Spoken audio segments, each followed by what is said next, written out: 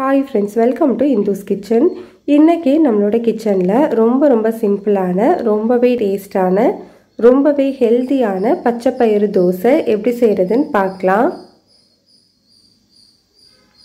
பச்சைப்பயிறு தோசை செய்கிறதுக்கு நான் இன்றைக்கி மெஷரிங் கப்பில் 1 கப் அளவு பச்சைப்பயிறு எடுத்திருக்கேன். இதை ஒரு பவுலில் சேர்த்துக்கலாம்.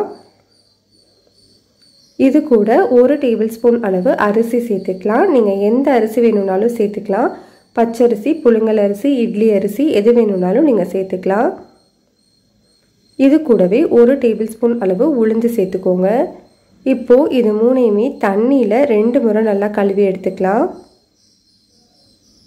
நல்லா கழுவினதுக்கப்புறமா நம்ம குடிக்கிற தண்ணி இருக்கு இல்லையா, அந்த நல்ல தண்ணியை 3 கப் அளவு இதில் சேர்த்துட்டு 6லேருந்து 8 மணி நேரம் ஊற வச்சுக்கலாம்.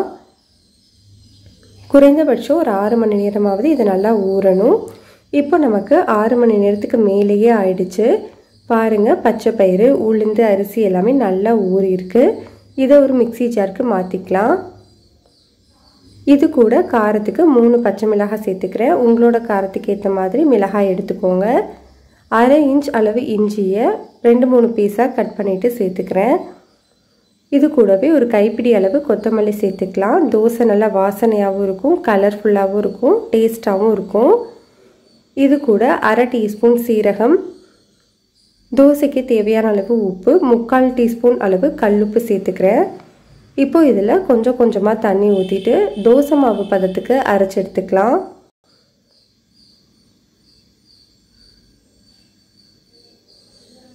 இப்போது மாவு அரைச்சி எடுத்தாச்சு.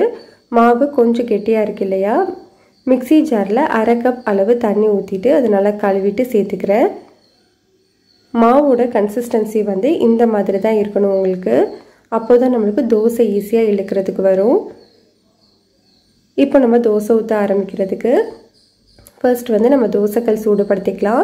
தோசைக்கல் மிதமான சூடில் இருக்கணும். அப்போ தான் நம்மளுக்கு தோசை இழுக்கிறதுக்கு ஈஸியாக இருக்கும்.